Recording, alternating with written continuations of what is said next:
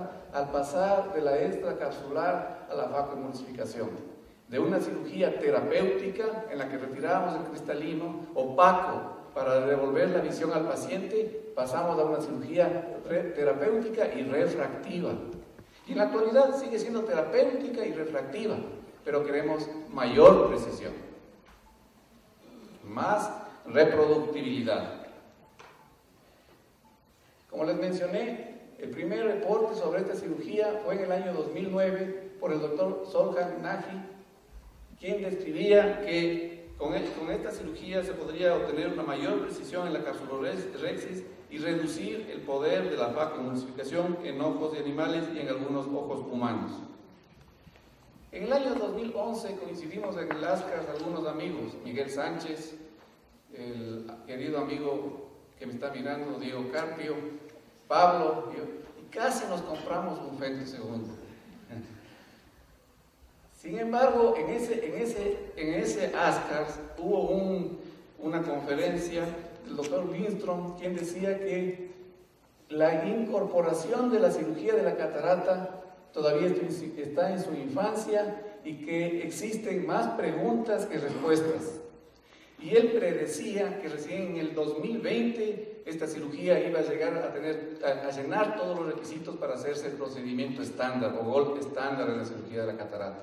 En ese mismo tiempo, en nuestro país, estaba a punto de terminarse el puente más grande que tenemos, que es el puente de Bahía de Caracas. Y seguramente mucha agua habrá pasado bajo ese puente. Y mucha literatura y muchos estudios también se han realizado desde ese tiempo para acá. Y en la actualidad existe abundante evidencia médica de primer nivel respaldando la cirugía de catarata asistida con láser. Tal es así que en el último ASCAR hubieron cursos enteros de cirugía de catarata asistida con láser con títulos muy sugestivos y yo creo que hasta un poco ambiciosos como este: el uso del femtosegundo para la cirugía de cataratas complejas, casos que yo no hubiera podido hacer si no tuviera el femtosegundo. Yo creo que es exagerado porque en realidad hemos venido haciendo casos muy complejos sin necesidad del femtosegundo. ¿Y qué es lo que hace el femtosegundo en la cirugía de la catarata? Una capsulorhexis con mayor precisión en el centrado, en el diámetro y en la forma. Licúa el núcleo en las cataratas blandas y fragmenta este núcleo en las cataratas duras. Crea las incisiones corneales y puede ayudarnos a corregir el astigmatismo. En eso tenemos que tener un poquito de cuidado porque sabemos que estas incisiones son inestables y tienen efectos transitorios. De tal manera que van apareciendo nuevos pasos en la cirugía de la catarata. Ahora tenemos que nuestro primer paso cuando ya nos colocamos frente al microscopio debe ser reconocer qué hizo el láser. Entonces tenemos que observar cómo fue la capsulorhexis, si fue centrada, cómo están las incisiones, cómo está partido el núcleo. Posiblemente este paso que ustedes están observando aquí en su lado izquierdo ya quedará para la historia. Y esas incisiones van a ser reemplazadas con el femtosegundo, que nos va a permitir incisiones más precisas, incisiones más reproducibles, incisiones que vamos a poder colocar en el sitio que nosotros creamos conveniente. En este estudio se demuestra que las cirugías con láser son más seguras, tienen una mejor estructura, dañan menos el endotelio que las cirugías realizadas manualmente. Ustedes aquí pueden observar, se pueden realizar cirugías triplanares, cirugías biplanares. Ustedes pueden colocar a un porcentaje de profundidad, por ejemplo, el primer plano aquí está a 29%, el segundo a 81%, el tercero a 100%. La angulación, si ustedes desean, pueden poner a 60 grados, a 90 grados. Estamos en pleno proceso de aprendizaje. Todavía no sabemos cuál de estos factores es el más seguro, pero lo que sí demuestran los estudios publicados en revistas serias es que indudablemente la estructura anatómica de estas incisiones es superior. Aquí ustedes pueden observar una incisión realizada con femtosegundo y compararla con una incisión realizada manualmente. Fíjense en cómo aquí ingreso en una incisión manual un poco más profundo, me superficializo y me voy hacia adentro. En tanto que acá es una incisión prácticamente regular que va a seguir el trayecto que el láser determine. Y una vez que comenzamos esta cirugía, lo único que nos resta es confirmar su permeabilidad. En ocasiones nos ha pasado que tenemos que hacer unos pequeños cortes porque no se completa el corte a nivel epitelial. Eso puede ser también parte de nuestra curva de aprendizaje. En relación con la cápsula rexis, ustedes observan, este paciente fue operado el mismo día y si comparamos estas dos fotos, realmente las dos cápsulas son de buena calidad. Nos preguntamos, ¿justifica el femtosegundo? Sí, de vez en cuando nos salen esas cápsulas, pero conforme van retornando nuestros pacientes a nuestra consulta y les dilatamos la pupila, eso estamos haciendo ahora que tenemos el femtosegundo para ver cómo nos iba. Antes estábamos contentos con que esté viendo bien. Vemos que nuestras cápsulas eran pequeñas, que a veces nos quedaban montadas sobre los anillos, que no eran redondas, que eran ovales. Estos dos casos son muy significativos porque son con lentes premium. Si ustedes observan esta cápsula rexis realizada manualmente, casi perdemos la cápsula rexis en este sitio. Pero no fue problema porque a este lente Restore le rotamos un poco de tal manera que conseguimos centrarle y colocar las ápticas en el sitio donde habíamos casi perdido la cápsula rexis. Pero si nosotros estamos colocando un lente Restore tórico, vamos a observar que ya existe más dificultad, porque si bien esta cápsula rexis resultó ovalada, no es centrada. De tal manera que si nosotros queremos centrarle, sacrificamos el eje. Entonces, en estos casos sí es necesario una cápsula rexis perfectamente centrada, perfectamente redonda, de tal manera que podamos colocar el lente como debe ser. Y yo pienso que ahí está el papel de la cápsula rexis realizada con femtosegundo. La cápsula rexis se dice que este autor dice que, Nagy dice que es una cápsula rexis, la manual, que depende de la habilidad del cirujano. Pero yo creo que hay otro factor, depende también del paciente y del ojo. La cápsula rexis manual es ojo dependiente. Aquí estamos haciendo una cápsula rexis manual, ¿sí? Y ojalá consiga, voy a intentar presentarles la cápsula rexis realizada con láser. Fíjense que más o menos en el tiempo que me demoro en realizar la cápsula rexis manual, puedo hacer 5 cápsulas rexis con el láser femtosegundo. De tal manera que la posibilidad de que el paciente mueva el ojo, de que haya alguna intercurrencia de la cápsula rexis, se reduce significativamente. Y si pensamos que este paciente tiene un lente Restore en el ojo contralateral, eso sí hace diferencia. Claudio ya nos presentó muy bien los múltiples estudios que existen comparando el centramiento entre la cápsula rexis realizada manualmente versus la cápsula rexis realizada con femtosegundo. El diámetro, que es mucho más reproducible cuando la cápsula rexis la realizamos con femtosegundo. Aquí tenemos con láser, fíjense, casi todas tienen el 100% del mismo tamaño, en tanto que en la barra ploma, en la forma manual, existe una gran variabilidad. La posición efectiva del lente, muchos estudios demuestran que es más efectiva si la colocamos en fondos de saco que tienen cápsula rexis realizada con femtosegundo. Cuando nosotros intentamos colocar un lente multifocal, siempre tendemos a hacer la cápsula rexis un poquito más pequeña. Tenemos toda esa carga emocional de ponerle un lente premium a un paciente. Entonces, a veces tenemos estos resultados, dilatamos al paciente y vemos que nuestras cápsulas rexis quedaron pequeñas y se comienzan a arrugar. Hay estudios como este que demuestran que las cápsulas rexis realizadas con femtosegundo tienen esta complicación en menor proporción. Cuando comenzamos a hacer, cuando Nelson Pérez, un distinguido amigo, ingeniero, instructor de algo, nos dio el curso, nos decía, tengan cuidado porque les pueden tener unos tags y rato que completen la capsulorhexis pueden perder la capsulorhexis. Y comenzamos a revisar la literatura y encontramos artículos como este, en el que se decía que tenemos que presionar el centro para verificar que la cápsula quede separada. Sin embargo, conforme comenzamos a ganar experiencia, nos dimos cuenta que en el 100% de los casos la capsulorhexis quedaba libre. Y se nos ocurrió realizar esta maniobra en la que inyectamos viscoelástico por delante de la cápsula, luego inyectamos viscoelástico bajo la cápsula, con lo que prácticamente levitamos la cápsula, elevamos la cápsula, nos damos cuenta que está totalmente libre y queda lista la cápsula para que la retiremos con la pinza de Utrata, como ustedes van a poder observar.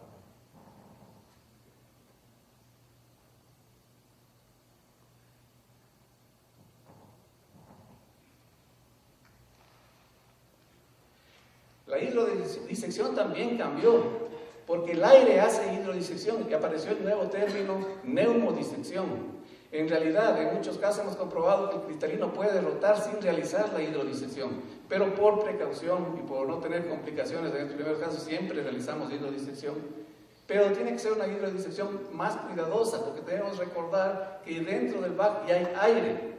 Entonces, si hacemos la hidrodisección con fuerza, podemos tener un bloqueo capsular y podemos perder el núcleo. Estos son los resultados que teníamos con nuestros pacientes con FAP-emulsificación.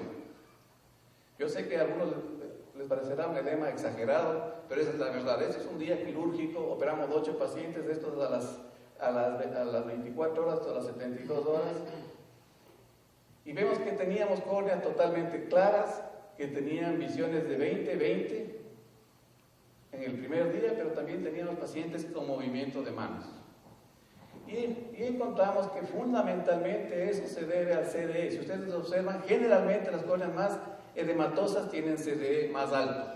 Quien diga que el CDE no tiene mucha importancia, que depende de la calidad de la cirugía, yo creo que tiene un poco de razón, porque en realidad no es el CDE lo único, pero no tiene totalmente la razón, porque si nosotros como cirujanos nos damos cuenta cómo hacemos la cirugía y sabemos qué CDE más o menos estamos utilizando, podemos saber si nuestra cirugía, si el ultrasonido en nuestra cirugía fue optimizado y si ahorramos el ultrasonido y no gastamos el ultrasonido innecesariamente.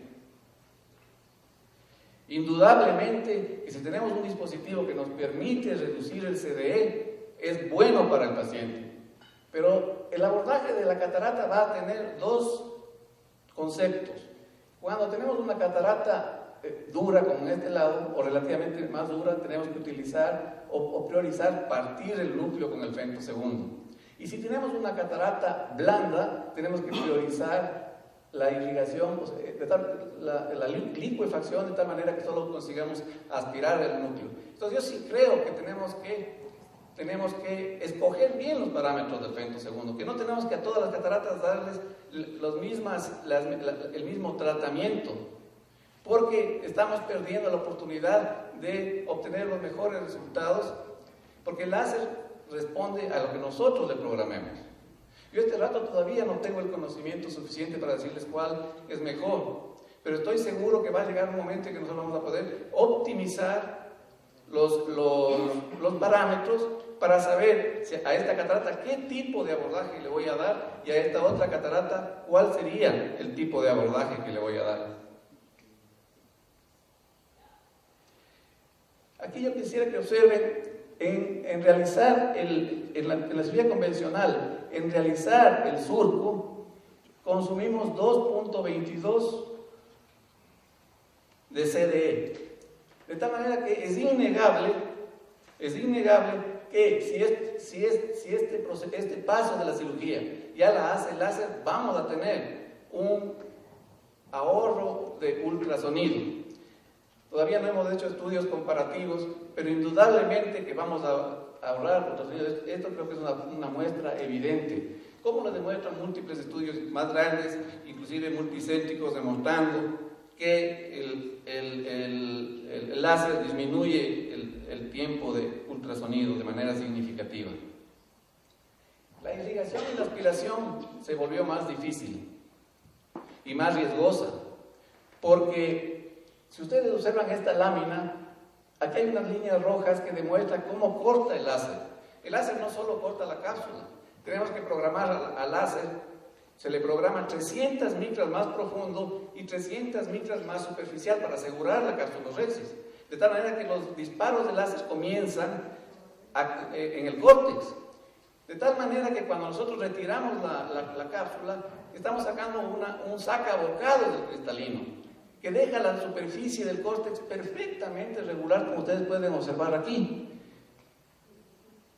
Aquí ustedes van a observar, y quisiera que tomen, perdón.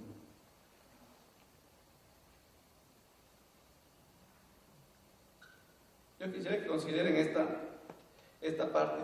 Da la idea inclusive aquí que no hubiera corte, hubiera quedado limpio. Entonces, pensando y encontrando la dificultad, desarrollamos esta maniobra. Nos dimos cuenta de esta maniobra que nos facilitaba mucho la aspiración del córtex. Íbamos bajo la cápsula y hacíamos un movimiento como de violín.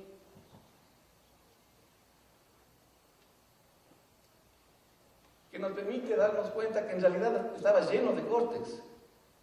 Entonces ahora no es suficiente acercarse bajo la cápsula, sino tenemos que hacer un movimiento de raspado para conseguir agarrar ese córtex.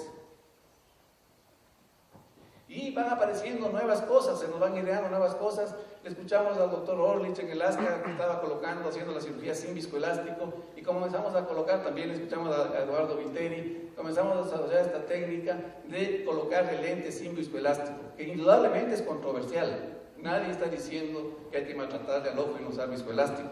Pero, por ejemplo, a veces si nosotros pensamos que con esta cirugía podemos hacer la cápsulorhexis en el 100% de los casos sin utilizar viscoelástico, y que tenemos una catarata blanda en donde no necesitamos proteger exageradamente al endotelio, y que a ese paciente le vamos a poner un lente multifocal en el que debemos retirar el viscoelástico, yo me pregunto y les pregunto, ¿qué será más traumático para el endotelio? ¿Colocar el lente de esta manera o ponernos a lavar el viscoelástico detrás del lente y por lo tanto retirar células endoteliales? Porque ustedes saben que en el lavado prolongado también se pierden células endoteliales.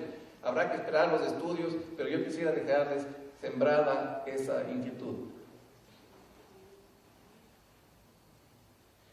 También hemos tenido complicaciones. Esta es una complicación aparentemente sencilla, pero desalentadora, porque nuestros pacientes, como se operan con anestesia tópica, salían con sus ojos blancos. Y ahora los pacientes se quedan con el ojo rojo una semana. Y eso es desagradable para el paciente. Tenemos, como ya les manifesté, mayor dificultad para aspirar el córtex. A veces es necesario recurrir al cuchillete para ampliar, para abrir las incisiones. Estas a veces no son permeables. A veces el lente nos queda descentrado. Con todo esto nos queda descentrado. ¿Cuándo? Estas incisiones, si no las manejamos con mucho cuidado, no son impermeables. Estas incisiones son más difíciles de manejar, en mi opinión, que las incisiones con cuchillete. De tal manera que cuando nosotros hacemos la cirugía tenemos que ser muy cuidadosos de introducir los instrumentos y debemos tratar de que las incisiones funcionen adecuadamente, porque una vez que retiramos el viscoelástico, si perdemos cámara, como la cápsulorhexis ahora es más grande, el lente se nos va a capturar. El lente se va a venir adelante y después comenzamos a meter líquido tratando de que otra vez se vaya atrás y comenzamos a quedarnos como... Nos hemos demorado en la cirugía 10 minutos y nos demoramos 20 en solucionar este problema y terminamos dando inclusive puntos, que sí me ha pasado. He tenido que colocar puntos de la incisión principal y no solo en esta, también en la paracentesis de manejo. Otro problema del femto segundo es que se enlentece significativamente el flujo de cirugía. Nosotros con Pablo pensamos en eso y quisiéramos compartirles nuestra experiencia porque nos ha ido bien y creo que para eso son los congresos. Diseñamos este quirófano en la que el femto segundo está colocado junto al microscopio y el otro quirófano también está cerca, de tal manera que el fento del paciente que es operado con fento segundo va a nutrir a los dos cirujanos y de tal manera que no se pierde, sino que se acelera el tiempo de la cirugía. En realidad no fue nuestra idea. Esta idea la aprendimos donde el doctor Barton y donde la doctora Claudia en Brasil. ¿Y qué en cuanto a seguridad? Aquí ustedes pueden ver trabajos que hablan sobre el edema macular, que no demuestra que con el fento haya mayor incidencia de edema macular. Aquí podemos observar que las incisiones son más, con fento, si son bien tratadas y bien manejadas, son más seguras que las incisiones manuales, por lo tanto el riesgo de endoftalmitis disminuye. Hay menor porcentaje de opacificación de la cápsula posterior, porque si hacemos una cápsulorhexis perfecta, más grande que la que hacíamos, más regular, la posibilidad de que se opaque la cápsula posterior va a ser menor porque el lente va a quedar perfectamente separando la cápsula anterior de la cápsula posterior, y ustedes saben que la fuente de células epiteliales está en la cápsula anterior. Vamos a reducir el tiempo de ultrasonido, y yo pienso que conforme vaya avanzando esta tecnología va a llegar el momento en que simplemente tengamos que entrar y aspirar el cristalino, mismo en las cataratas 2 o 3. Indudablemente que las cataratas grado 4 brunescentes, bueno, esas cataratas no se merecen ni siquiera FAC. Todos sabemos que va mucho mejor con una cirugía extracapsular.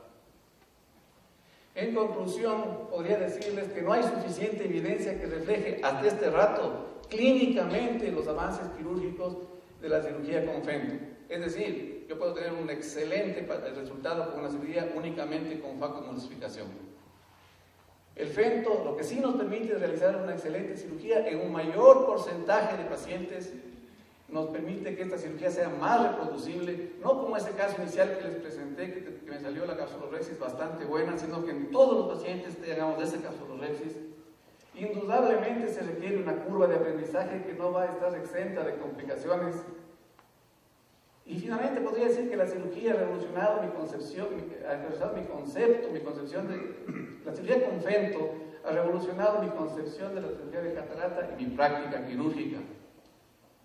Sobre todo me ha tocado trabajar más porque tengo que pagar el fento segundo. Quisiera presentarles también porque sí creo que se justifica. No tengo sonido. Antes el paciente tal vez se contentaba con ir al médico y que le devolvamos la visión. Pero nosotros somos de la generación de los baby boomers. A este video le faltó lógicamente que le quiten los lentes a los dibujitos, pero eso somos, ¿no? Debemos seguir en las mismas actividades hasta bien avanzada nuestra edad.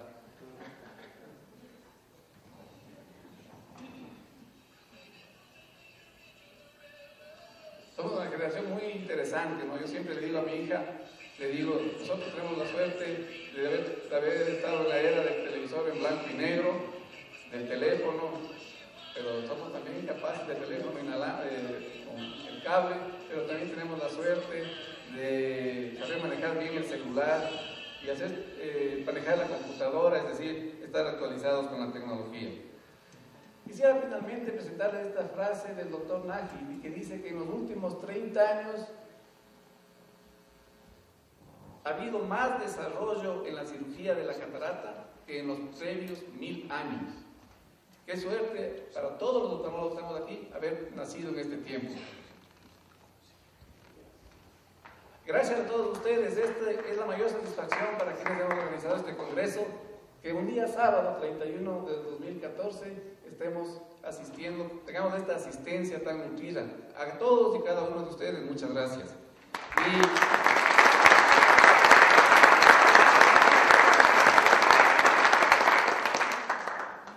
la vida se hace de momentos también, no solo de facomulsificación, así es que anoche estuvimos con unos queridos amigos compartiendo